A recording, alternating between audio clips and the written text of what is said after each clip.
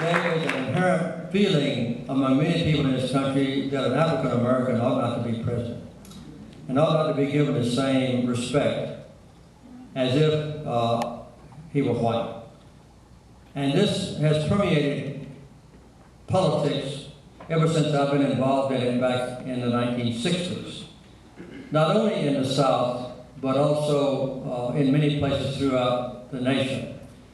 And the outbursts that we see, the scatological language, the sign that I saw on television last night, we should bury Obama with Kennedy, for instance. And Obama is a Nazi. And Obama's picture with Hitler's mustache on it.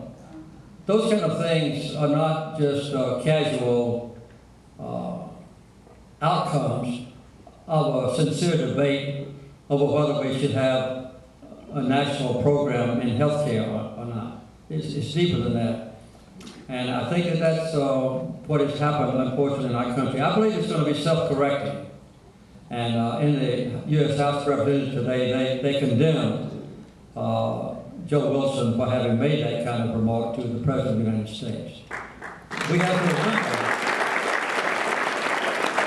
to remember that this kind of thing goes on in Great Britain, in the debates in